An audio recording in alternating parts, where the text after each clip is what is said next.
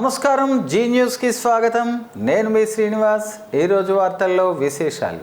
విద్యార్థులు విలువలతో కూడిన విద్యను అభ్యసించాలని శ్రీకాకుళం నియోజకవర్గం శాసనసభ్యులు గొండు శంకర్ అన్నారు. Gayatri college of science and management కళాశాలలో జరిగిన ఫ్రెషర్స్ డే కార్యక్రమంలో ముఖ్య అతిథిగా పాల్గొని తన సాహిత్యంతో దిశానిర్దేశం చేసిన గురజాడ జయంతి రోజున ఆయన పేరు మీద ఉన్న కళాశాలలో పాల్గొనటం ఆనందంగా ఉందన్నారు. విద్యా సంస్థల అధినేత జీవి స్వామినాయుడు ఈరోజు మహాకవి గురజాడ జయంతి తమ సంస్థల వ్యవస్థాపక శ్రేయోభిలాషి మజ్జి తులసీదాస్ గారి వర్ధంతితో పాటుగా ఈ కార్యక్రమం నిర్వహించటం విద్యార్థులు వారిరువురిని స్మరించుకునే అవకాశం కలగటం సంతోషం అన్నారు. సభలో గౌరీశంకర్ రచన అయిన సావనీర్ను అతిథులు ఆవిష్కరించారు. అనంతరం ఆయన గొండు శంకర్ దంపతులను ఘనంగా సన్మానించారు. వివిధ పోటీలలో గెలుపొందిన విద్యార్థులకు బహుమతులు అందజేశారు. విజయవాడ వరద బాధితుల సహాయార్థం సీఎం నిధికి ₹1,00,000 నగదు సహాయం అందించారు.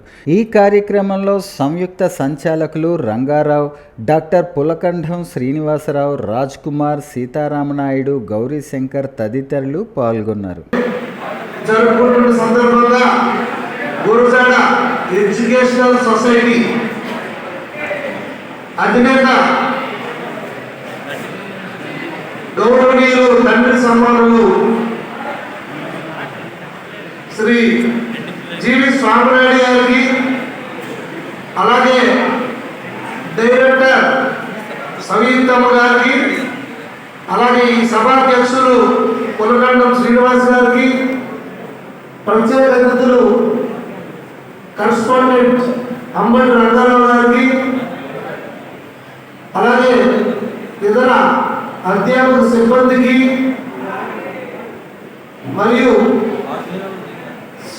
స్టాఫ్కి అందరూ కూడా పేరు పేరున నా హృదయపూర్వక నమస్కారాలు, ధన్యవాదాలు. అలాగే విద్యార్థులు అందరూ కూడా నా యొక్క శుభాకాంక్షలు తెలియజేసుకుంటూ ఈరోజు ఇంత చక్కటి కార్యక్రమంలో నాకు పాల్పంచుకునే అవకాశం కల్పించిన ఈ విద్యా సంస్థల మేనేజ్మెంట్కి, అలాగే అధ్యాపకులకి అందరూ కూడా విద్యార్థులకి నా హృదయపూర్వక ధన్యవాదాలు, కృతజ్ఞతలు. నాకు చాలా ఆనందంగా ఉంది. ఎందుకంటే నాకు పెద్ద ఆయన కుటుంబంతో నాకు చిన్నప్పటి నుండి, నాకు ఊహ తెలిసినప్పటి నుండి కూడా మాకు సంగీత సంబంధం. ఈ ఇన్స్టిట్యూట్లో నేను చిన్నప్పటి నుండి కూడా, ఈ ఇన్స్టిట్యూట్ స్టార్టింగ్ నుండి కూడా నాకు తెలుసు. కాకపోతే అప్పుడప్పుడు ఒక బాధ కలుగుతుంటుంది. ఈ ఇన్స్టిట్యూట్లో మేము కూటమి ప్రభుత్వం 100 రోజుల్లో ప్రజలకు అందించిన సంక్షేమ పథకాల గురించి ప్రజలకు వివరించటం ఇది మంచి ప్రభుత్వం కార్యక్రమం ముఖ్య ఉద్దేశ్యమని జిల్లా కలెక్టర్ స్వప్నిల్ దినకర్ పుణ్కర్ అన్నారు. జిల్లా collector Swapnil Dinakar Punkar municipal commissioner Prasadarao అధికారులతో కలిసి శ్రీకాకుళం రూరల్ మండలం మహాలక్ష్మి నగర్ కాలనీలో పర్యటించి ఇంటింటికి వెళ్లి ప్రజల సమస్యలు అడిగి తెలుసుకుని కూటమి ప్రభుత్వం 100 రోజుల్లో అమలు చేసిన సంక్షేమ పథకాల కరపత్రాలు అందజేస్తూ వివరించారు. కూటమి ప్రభుత్వం సామాజిక పింఛన్లు ₹3,000 నుంచి ₹4,000 పెంపు చేయడంతో పాటు 2024 ఏప్రిల్ నుంచి పెంచిన పింఛను జూలై నెలలో ₹7,000 లబ్ధిదారులకు అందించిన విషయం కలెక్టర్ వివరించి, ప్రభుత్వం అన్నా క్యాంటీన్లను ప్రారంభించి బడుగు బలహీన శ్రామిక వర్గాలకు ₹5 అల్పాహారం, ₹5 భోజనం అందిస్తోందన్నారు. ఈ కార్యక్రమంలో జిల్లా collector Swapnil Dinakar Punkar, commissioner Prasad, TDP జిల్లా ఇన్ఛార్జీలు మాదారపు వెంకటేష్ తదితరులు పాల్గొన్నారు.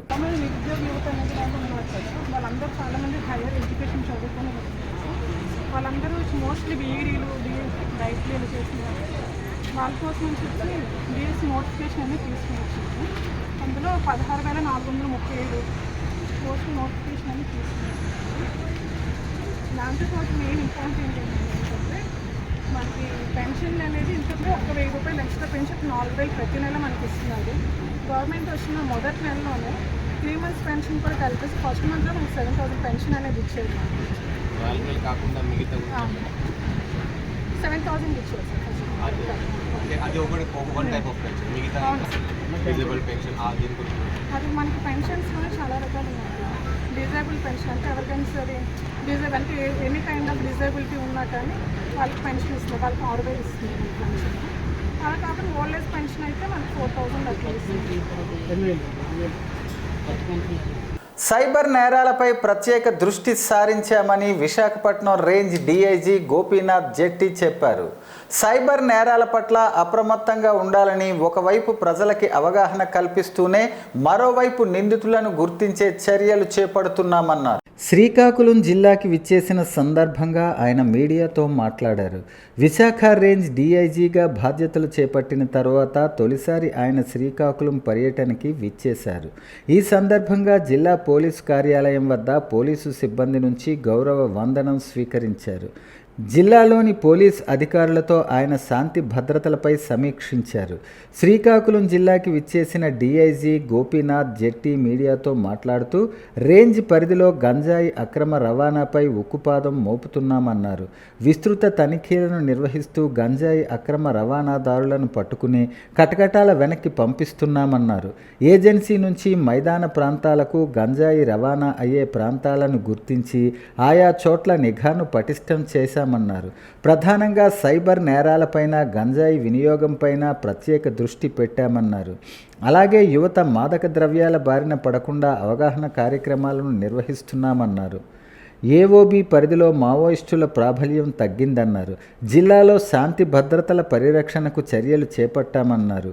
పట్టణ ప్రాంతాలలో ట్రాఫిక్ సమస్యలు గుర్తించి నియంత్రణకి ప్రత్యేక చర్యలు తీసుకుంటున్నామన్నారు. పోలీసు శాఖ ద్వారా ప్రజలకు మెరుగైన సేవలు అందజేసేందుకు కృషి చేస్తున్నామన్నారు. ప్రజల వినతులపై తక్షణం స్పందించి చట్టపరంగా చర్యలు తీసుకోవటం జరుగుతుందని డీఐజీ గోపీనాథ్ జెట్టి తెలియజేశారు. ఈ విలేకరుల సమావేశంలో శ్రీకాకుళం ఎస్పీ మహేశ్వర్ రెడ్డి పాల్గొన్నారు. రాష్ట్రంలో ప్రస్తుతం ప్రజలకు సంతృప్తికర పాలన అందుతోందని శ్రీకాకుళం శాసనసభ్యులు గొండు శంకర్ అన్నారు. శ్రీకాకుళం రూరల్ మండలం లంకాం గ్రామంలో శనివారం ఇది మంచి ప్రభుత్వం కార్యక్రమాన్ని నిర్వహించారు. ఈ సందర్భంగా గొండు శంకర్ మాట్లాడుతూ రాష్ట్రాన్ని సంక్షోభం నుంచి సంక్షేమం వైపు నడిపిస్తున్న ఇది మంచి ప్రభుత్వమని, 40 సంవత్సరాలు సుదీర్ఘ రాజకీయ చరిత్ర రాష్ట్ర ముఖ్యమంత్రి నారా చంద్రబాబు నాయుడు 4వ ముఖ్యమంత్రిగా బాధ్యతలు స్వీకరించి రాష్ట్రాన్ని సంక్షేమ అభివృద్ధి పదంలోకి తీసుకువెళ్తున్నారని పేర్కొన్నారు. ఇది మంచి ప్రభుత్వం, ఎందుకంటే సంక్షోభంలోనూ సంక్షేమం అందించి అభివృద్ధికి రెక్కలు తొడిగి మొదటి 100 రోజుల్లోనే ఇది మంచి ప్రభుత్వం అని ప్రజలతో అనిపించుకుంటోందన్నారు. ఈ కూటమి ప్రభుత్వం ప్రతి ఇంటికి వెళ్ళి సంక్షేమ అభివృద్ధి కార్యక్రమాలు వివరాలు తెలియజేసే కరపత్రాల పంపిణీ, స్టిక్కర్లు అంటించే కార్యక్రమం నిర్వహించడం జరుగుతుందన్నారు. మాటలకే పరిమితం కాకుండా ఇచ్చిన ప్రతి హామీ నెరవేర్చే దిశగా అడుగులు వేస్తూ ప్రజా సంక్షేమాన్ని పరుగులు పెట్టిస్తున్నామన్నారు. అందులో భాగంగా మెగా డిఎస్సితో 16,437 ఉపాధ్యాయ పోస్టుల భర్తీని చేపట్టి నిరుద్యోగ యువతకు అండగా నిలబడుతూ పేదల కోసం రాష్ట్ర వ్యాప్తంగా కేవలం 5 రూపాయలతోనే ఆకలి తీర్చే 175 అన్నా క్యాంటీన్లను తిరిగి ప్రారంభించడం జరిగిందన్నారు. ఈ కార్యక్రమంలో కూటమి ప్రభుత్వ నాయకులు, కార్యకర్తలు, వివిధ శాఖల అధికారులు, సిబ్బంది, స్థానిక నాయకులు, కార్యకర్తలు, ప్రజలు అధిక సంఖ్యలో పాల్గొన్నారు. దేశాన్ని అభివృద్ధి పదంలో నడిపేందుకు అహోరాత్రులు కష్టపడి పనిచేస్తున్న అవిశ్రాంత కృషివలుడు ప్రధానమంత్రి నరేంద్ర మోదీ మాత్రమేనని శ్రీకాకుళం జిల్లా ఎచ్చెర్ల శాసనసభ్యులు ఎన్ ఈశ్వర్రావు అన్నారు. ప్రపంచానికి భారత్ విశ్వగురువుగా తయారు చేసే ఘనత నరేంద్ర మోదీదేనని అన్నారు. శనివారం శ్రీకాకుళం జిల్లా ఎచ్చెర్ల మండలం బుడగట్లపాలెం గ్రామంలో అంతర్జాతీయ తీర పరిశుభ్రత దినోత్సవంలో భాగంగా మత్స్యకార సంక్షేమ సమితి ఆధ్వర్యంలో స్వచ్ఛ సాగర్ సురక్షిత సాగర్ కార్యక్రమంలో ఎమ్మెల్యే పాల్గొని బీచ్ ఒడ్డున పేరుకుపోయిన చెత్త చెదారాన్ని నాయకులు, అధికారులు, స్వచ్ఛంద సంస్థ ప్రతినిధులతో కలిసి స్వచ్ఛ భారత్ నిర్వహించారు. నిర్వహించారు. ఈ సందర్భంగా ఎమ్మెల్యే నడుకుదుటి ఈశ్వరరావు మాట్లాడుతూ మత్స్యకారుల సంక్షేమం కోసం ప్రధాని నరేంద్ర మోదీ, ముఖ్యమంత్రి చంద్రబాబు నాయుడు అనేక సంక్షేమ కార్యక్రమాలు అమలు చేస్తున్నారని, బుడగట్లపాలెంలో ప్రస్తుతం నిర్మాణం జరుగుతున్న ఫిషింగ్ హార్బర్ పనులు శరవేగంగా జరుగుతున్నాయని అన్నారు. ఈ కార్యక్రమంలో కూటమి నాయకులు, అధికారులు పాల్గొన్నారు. కూటమి ప్రభుత్వం ఏర్పడి 100 రోజులు అయిన సందర్భంగా రెండవ రోజు పాతపట్నం నియోజకవర్గం ఎల్ఎన్పేట మండలం దబ్బపాడు గ్రామంలో జరుగుతున్న బహిరంగ సభలో పాతపట్నం నియోజకవర్గం శాసనసభ్యులు మామిడి గోవిందరావు పాల్గొన్నారు. రాష్ట్ర విభజన సమయంలో జరిగిన నష్టం కంటే దుర్మార్గుడు, అవినీతిపరుడు అయిన వైఎస్ జగన్మోహన్ రెడ్డి వల్ల జరిగిన నష్టం వల్లనే ఆంధ్ర రాష్ట్రం అధోగతి పాలై అప్పుల పాలైందన్నారు. గత 5 సంవత్సరాల పరిస్థితులు చూసిన ఆంధ్ర రాష్ట్ర ప్రజలు జగన్ పాలన పట్ల విసుగు చెంది ఆంధ్ర రాష్ట్రాన్ని అభివృద్ధి పదంలో నడవాలంటే సుదీర్ఘ రాజకీయ అనుభవం ఉన్న అభివృద్ధి ప్రదాత నారా చంద్రబాబు నాయుడికి కూటమి పార్టీలు పూర్తి అధికారం అందించాయని తెలిపారు. ఎన్నికల హామీలో భాగంగా సూపర్ 6 పథకాలు మేనిఫెస్టో పెట్టారు. కూటమి పార్టీలు అందులో భాగంగా మొదటి 100 రోజుల్లోనే చేసిన అభివృద్ధి, సంక్షేమ పథకాల గురించి సభాముఖంగా వెల్లడించారు. ఇప్పుడు మన కూటమి పార్టీలు అధికారంలోకి వచ్చిన వెంటనే 100 రోజుల్లోనే మన రాష్ట్ర ఆర్థిక పరిస్థితులు బాగోలేకపోయినా దాదాపు 65 లక్షల మందికి పింఛన్లు అందిస్తున్నామని, వితంతువులకి 4,000, వికలాంగులకు 6,000 పింఛన్లు గడప గడపకు వారి వద్దకే వెళ్ళి అందిస్తున్నామని వెల్లడించారు. ఈ కార్యక్రమంలో ఎన్డీఏ కూటమి నాయకులు, కార్యకర్తలు, అధికారులు, సచివాలయం సిబ్బంది తదితరులు పాల్గొన్నారు. నీచ రాజకీయాలు చేసే ముఖ్యమంత్రి చంద్రబాబు నాయుడు సాక్షాత్తు దేవుణ్ణి అడ్డుపెట్టుకుని రాజకీయ స్వార్థం కోసం దుర్మార్గపు పనులు చేస్తూ టీటీడీ ఆలయ పవిత్రతను రోడ్డుపై పడేశారని మాజీ మంత్రి డాక్టర్ సీదిరి అప్పలరాజు విమర్శించారు. శనివారం శ్రీకాకుళం జిల్లా మందసాలో మీడియాతో మాట్లాడుతూ తిరుమల ప్రసాదాన్ని అపవిత్రం చేసే విధంగా చంద్రబాబు మాట్లాడారు. ఇలాంటి వ్యాఖ్యలు చేసిన చంద్రబాబుకు త్వరలోనే బుద్ధి చెప్పాలని వెంకటేశ్వర స్వామిని కోరుకుంటున్నానని అన్నారు. ఈరోజు దేవుని ప్రతిష్టను బజారుకు ఈడ్చే విధంగా చంద్రబాబు నాయుడు వ్యాఖ్యానించటం, తిరుపతి లడ్డూ ప్రసాదంపై చంద్రబాబు తప్పుగా మాట్లాడటం సమంజసం కాదన్నారు. ప్రతి పదార్థానికి పరీక్షలు చేసిన తర్వాతే టీటీడీ ప్రసాదంలో వాటిని వినియోగిస్తారు. అదే విషయాన్ని టీటీడీ ఈవో కూడా చెప్పారని, ఇంతకన్నా సాక్ష్యం కావాలా అని ప్రశ్నించారు. టీటీడీ ల్యాబ్లో పరీక్షించకుండా వాడం అని ఈవో స్వయంగా చెబుతున్నా చంద్రబాబు ప్రచారం ఫేక్ అని ప్రజలు నమ్ముతున్నారని, అభాండాలు వేసే ముందు ఆలోచించాలని, పాపం మాటలు మాట్లాడితే వచ్చే జన్మలో పాపం కూడా వెంటాడుతుందని అప్పలరాజు హెచ్చరించారు. దేవుణ్ణి కోరుతున్నా మీ ప్రతిష్టను మసకబార్చటానికి ప్రభుత్వ పెద్దలు ప్రయత్నిస్తున్నారు. దేవుడే బుద్ధి చెప్పాలి వారికి. ప్రజలు ఎవరూ ఆందోళన చెందవద్దు. చంద్రబాబు దుష్ప్రచారానికి తెర దించాలి అని డాక్టర్ సీదిరి ప్రజలకు విజ్ఞప్తి చేశారు. ఆధునిక సమాజ గతిని తన రచనలతో నిర్దేశించిన మహాకవి గురజాడ వెంకట అప్పారావు అని వక్తలు కొనియాడారు. గాంధీ మందిరం స్వాతంత్ర సమరయోధులు, సంఘ సంస్కర్తల స్మృతి వనంలో మహాకవి గురజాడ 162వ జయంతి వేడుకలు శనివారం ఘనంగా జరిగాయి.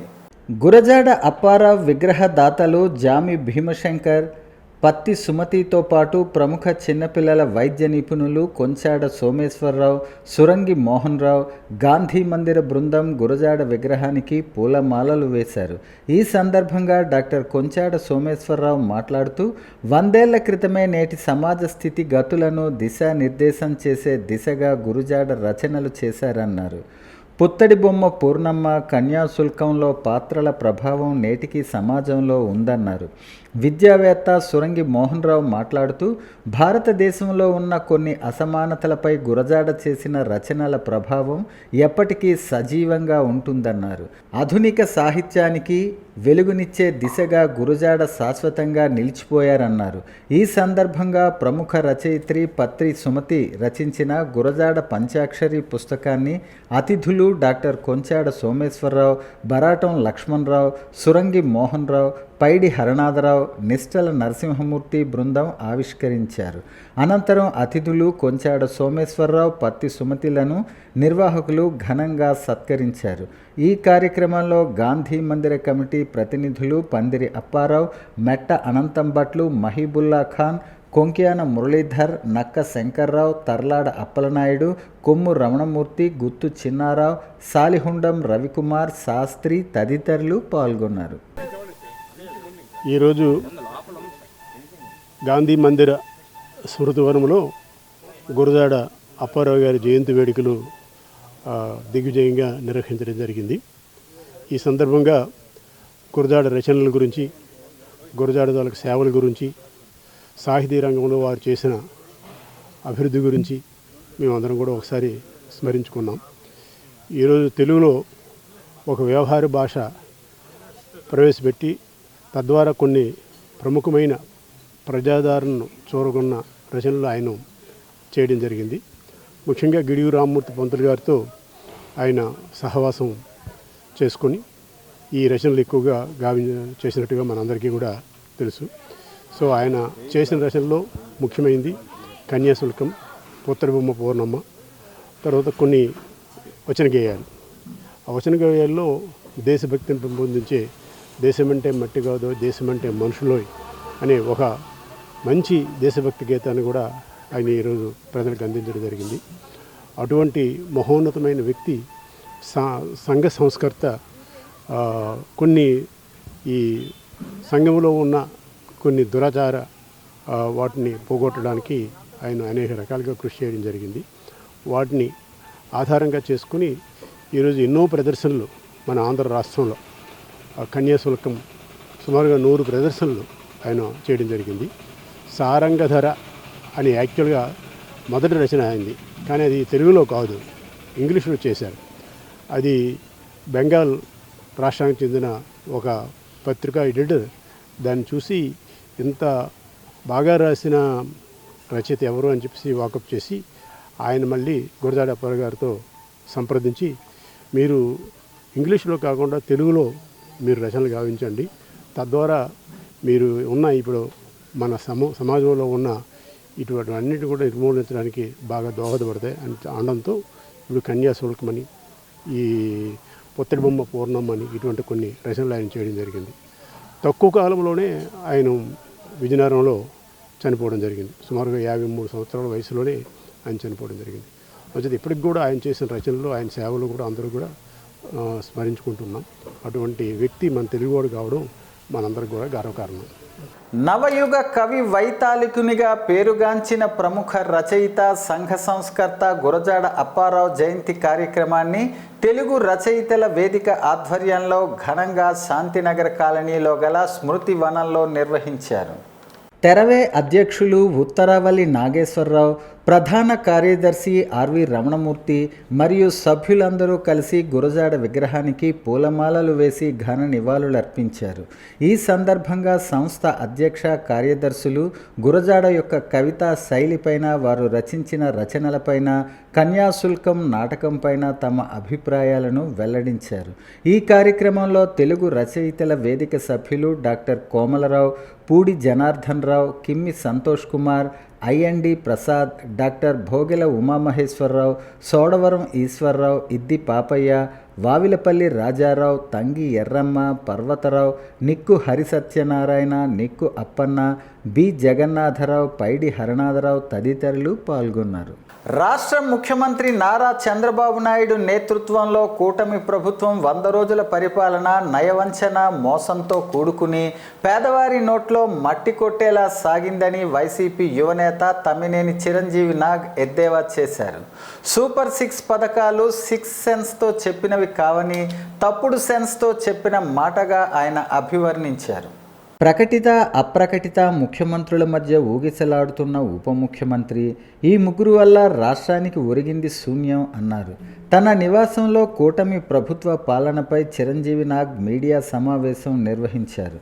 ప్రభుత్వం ఇటీవల ప్రకటించిన నూతన మద్యం పాలసీ నిరుపేద కుటుంబాల పాలిట గుది బండగా మారిందన్నారు. ఉచిత గ్యాస్ సిలిండర్లు కూడా హామీల వరకే పరిమితమై ఉత్తుత్తి గ్యాస్గానే మిగిలనుందన్నారు. 50 ఏళ్లు దాటిన బీసీలకు వృద్ధాప్య పెన్షన్లు పూర్తి స్థాయిలో అందించకపోవటం ప్రభుత్వం యొక్క చేతకానితనానికి నిదర్శనం అన్నారు. నిరుద్యోగ యువతకు నిరుద్యోగ భృతి కల్పన పేరుతో మోసం చేశారన్నారు. రైతు భరోసా సాయం కోసం ఎదురుచూస్తున్న రైతన్నల ఆక్రందనలు ఈ ప్రభుత్వానికి వినపడవా అని ప్రశ్నించారు. మెగా డిఎస్సి పేరుతో 30,000 పోస్టులంటూ ఊరిస్తూ కేవలం 16,700 పోస్టులకి నోట్ 5 చేశారన్నారు. ఉచిత బస్సు ప్రయాణం కూడా మహిళలకు ఊరడింపు చర్యగా అభివర్ణించారు. రాష్ట్రంలో 17 మెడికల్ కాలేజీలను ఏకకాలంలో ప్రారంభించేలా అప్పటి ముఖ్యమంత్రి జగన్మోహన్ రెడ్డి చొరవ చూపారన్నారు. ఇంత పెద్ద మొత్తంలో కళాశాలలను మంజూరు చేయించుకున్న ఘనత వైసీపీ ప్రభుత్వానికి దక్కిందన్నారు. మెడికల్ సీట్లు కోత పెట్టేలా ముఖ్యమంత్రి వ్యవహరించటం తగదన్నారు. కొత్త మెడికల్ కళాశాలలో కన్వీనర్ కోటాలో సీట్లు భర్తీ చేస్తామని అప్పట్లో హామీ ఇచ్చిన విద్యాశాఖ మంత్రి లోకేష్ పబ్లిక్ ప్రైవేట్ పార్ట్నర్షిప్ పేరుతో భర్తీ చేసేలా చర్యలు చేపట్టడం దారుణమన్నారు. క్లస్టర్ స్కూల్ మ్యాపింగ్ ద్వారా రాష్ట్రంలో వందలాది పాఠశాలలను మూసివేసేందుకు కూటమి ప్రభుత్వం వ్యవహరిస్తుందని విమర్శించారు. ప్రస్తుత ఏడాది 10వ తరగతి పిల్లలు సిబిఎస్ఈ సిలబస్లో రాస్తారో లేదో తెలియని సందిగ్ధంలో ఉన్నారన్నారు. విద్యాశాఖలో యాప్ల సంఖ్యను పెంచి ఉపాధ్యాయులపై మరింత భారం మోపిన ఘనత కూటమి ప్రభుత్వానిదే అని హెచ్చరించారు. ఈ క్రమంలో అల్లంశెట్టి ఉమామహేశ్వరరావు, పొన్నాడ చిన్నారావు తదితరులు పాల్గొన్నారు. విద్యాశాఖ మంత్రులు తల్లికి వందనం అనే పథకానికి పిల్లలకి ఏటా ప్రోత్సాహకరం కింద 15,000 ఇవ్వడానికి, ఎంతమంది పిల్లలు ఉంటే అంతమందికి 15,000 తలో 15,000 ఇవ్వడానికి ఎన్నికల్లో ఇచ్చినటువంటి హామీకి ఈయన రూట్ మ్యాప్ వేస్తాడంట. దేనికండి రూట్ మ్యాప్ నాకు అర్థం కాదు. ఇవాళ తల్లికి వందనం మంగళం పాడారు, కానీ గవర్నమెంట్ వచ్చిన తర్వాత నాన్నకి ఇంధనం పేరుతో నారావారి సారా స్రవంతిలో ఇవాళ మద్యం పాలసీ కొత్తగా కూడా రూపుదిద్దుకుంది. అది కూడా మనం చూస్తూ ఉన్నాం. అదేవిధంగా మహిళలందరూ కూడా గ్రామాల్లోని పొగగొట్టాల ద్వారా ఊపిరితిత్తులు మనం వంట చేసుకుంటే ఊపిరితిత్తులు పోతాయని చెప్పేసి ఏటా 3 గ్యాస్ సిలిండర్లు ఫ్రీగా ఇస్తామని చెప్పినటువంటి ఈ ప్రభుత్వం ఎన్నికల్లో ఊపిరి పెగబెట్టుకొని పల్లెల్లో ఆడవాళ్ళు ఎదురు చూస్తున్నారన్న సంగతి అధికార పార్టీకి మేము గుర్తు చేస్తూ ఉన్నాం. 50 ఏళ్ళు దాటిన బీసీ వృద్ధులందరికీ కూడా పెన్షన్లు ఇస్తామని చెప్పారు. ప్రత్యేకించి చెప్పారు, అందరితో సమానంగా కాదు, ప్రత్యేకించి బీసీలు అని చెప్పేసి మెన్షన్ చేస్తూ కూడా చెప్పారు. దానికి కూడా దిక్కు దివాణా లేదు. నిరుద్యోగ యువతకి నిరుద్యోగి వృత్తి పేరుతో బ్యాంకు ఖాతాల్లో వేస్తామన్నారు. పాప మా నిరుద్యోగ యువత అంతా కూడా వాళ్ళ ఖాతాలు బ్యాంకుల్లో తెరుచుకొని ఎదురు చూస్తూ ఉన్నారు. అదేవిధంగా రైతన్నకి సహాయం చేయాల్సినటువంటి టైం కూడా దాటిపోయింది. ఏదైతే రైతు భరోసా వైఎస్ఆర్ కాంగ్రెస్ పార్టీ ఏటా తప్పకుండా క్రమం తప్పకుండా ఒక యజ్ఞం మాదిరిగా రైతులందరినీ గత 5 సంవత్సరాలు ఆదుకోవడం జరిగింది. ఇవాళ రైతు భరోసా, రైతులు చాలా ఇబ్బందుల్లో ఉన్నారు. మనందరం చూసాం. అకాల వర్షాలు పడ్డాయి, వరదలకి విజయవాడ సైతం మునిగిపోయింది. అమరావతి అయితే చెప్పాల్సినటువంటి పని లేదు. అందరికీ కూడా కంటికి కనిపించినటువంటి వాస్తవాలు, సజీవ సాక్ష్యాలు అవన్నీ కూడా ఆనాడు మేము చెప్పాం, ప్రజలందరికీ చెప్పాం. ప్రజలు ఎందుకో తెలియదు. శ్రీకాకుళం నగరం అరసవెల్లి డివిజన్లో శ్రీకాకుళం శాసనసభ్యులు గొండు శంకర్ ఆదేశానుసారం శ్మశాన వాటికను శుభ్రం చేశారు. అరసవల్లి 26వ డివిజన్ ఇన్ఛార్జి ఉంగటి రమణమూర్తి గారి సోదరుడు ఉంగటి పాపారావు ఆధ్వర్యంలో నగరపాలక సంస్థ శ్రీకాకుళం వారి అధికారుల సహకారంతో, సచివాలయం సిబ్బంది లక్ష్మీనారాయణ సహకారంతో అరసవల్లి యువత పర్యవేక్షణలో ఈరోజు శ్మశానం బాగు చేశారు. అలాగే ఖాళీ స్థలాలను బాగు చేయటం ద్వారా యువత, చిన్నపిల్లలు ఆడుకోవటానికి వీలుగా ఉంటుందన్నారు. శ్రీకాకుళం నగరం DCCB కాలనీలో వేంచేసి ఉన్న శ్రీ భూ సమేత వెంకటేశ్వర స్వామి ఆలయం వద్ద శ్రీ బాలగణపతి నవరాత్రి ఉత్సవాలు జరిగిన విషయం విదితమే. బాలగణపతి ఉత్సవాలు జరిగిన సందర్భంగా శనివారం మధ్యాహ్నం 12 గంటల నుంచి శ్రీ భూ సమేత వెంకటేశ్వర స్వామి ఆలయం వద్ద అన్నప్రసాద వితరణ కార్యక్రమాన్ని నిర్వహించారు. సుమారు 4,000 మంది భక్తులు అన్నప్రసాద వితరణ కార్యక్రమంలో పాల్గొన్నారు.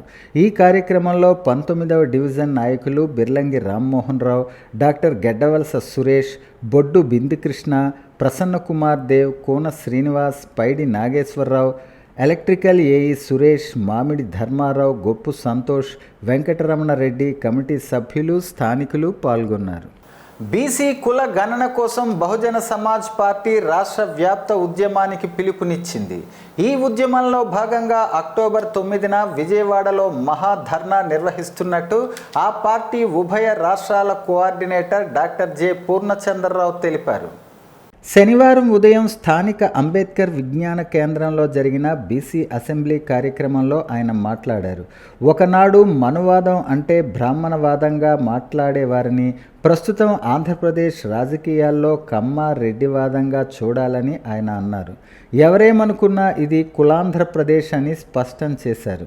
అదే పేరుతో ఆయన బీఎస్పీ రాష్ట్ర అధ్యక్షులు బి పరంజ్యోతితో కలిసి రచించిన పుస్తకాన్ని ఈ సందర్భంగా ఆవిష్కరించారు. 1952 ఎన్నికల తరువాత కులాల వారీగా ఎన్నికైన ఎమ్మెల్యేల సంఖ్యను వివరిస్తూ 11 బీసీ కులాలు నేటికి అసెంబ్లీలో అడుగు పెట్టలేదని చెప్పారు. 1952 నాటికి 13 మంది, 1955 నాటికి 16 మంది, 1962 నాటికి 14 మందిగా ఉన్న బ్రాహ్మణ ఎమ్మెల్యేల సంఖ్య 2004లో 0గా ఉందని, గడిచిన ఎన్నికల్లో ఒకే ఒక్కరు ఎన్నికయ్యారని, క్షత్రియుల సంఖ్య కూడా సింగిల్ డిజిట్కు దిగజారిందని ఉదహరించారు. ఆర్థికంగా కొన్ని ప్రాంతాల్లో సంఖ్యాపరంగా బలంగా ఉన్న క్షత్రియులు మాత్రం కొంత నిలదొక్కున్నా వారి సంఖ్య కూడా సింగిల్గానే ఉందని చెప్పారు. అత్యధికంగా రెడ్డి ఎమ్మెల్యేలు గెలిచిన ఎన్నికల్లో కాంగ్రెస్ విజయభేరి మ్రోగించిందని, అత్యధికంగా కమ్మ ఎమ్మెల్యేలు గెలిచిన ఎన్నికల్లో టీడీపీ అధికారానికి వచ్చిందని చెప్పారు. కాపు కుల నాయకులు ఆ 2 కులాలని అధిగమించే స్థితిలో లేరని అభిప్రాయపడ్డారు. ఎమ్మెల్యేల కన్నా ఎక్కువ కాదా అంటే ఏమైందని చెప్పండి. బీసీలో యాదవుల కోట్లు కొంచెం బెటర్గా అనుకుంటే 114 మంది అయ్యారు. మొత్తం కలిపి బీసీలు ఎమ్మెల్యేలు అయింది 498 మాత్రమే. 498 మాత్రమే ఎమ్మెల్యేలు అయ్యారంటే చూడండి ఎంత అన్యాయం జరుగుతుందో ఈ రాష్ట్రంలో. దాదాపుగా బీసీల జనాభా సగం అంటే ఎంత? 2,902 మంది ఎమ్మెల్యేలు అయితే సగానికి సగం 1,400 నుంచి 1,500 మంది ఎమ్మెల్యేలు కావాలి. కానీ 500 కన్నా తక్కువ ఎమ్మెల్యేలు అయ్యారు. అంటే బీసీ ఎమ్మెల్యేల సీట్ల దోపిడీ దాదాపుగా 900 నుంచి 1000 ఎమ్మెల్యేల సీట్ల దోపిడీ ఉంది. ఇది బీసీలు అందరూ గమనించాలా. వార్తలు సమాప్తం. మళ్ళీ తర్వాత బులెటిన్లో కలుసుకుందాం. నమస్కారం.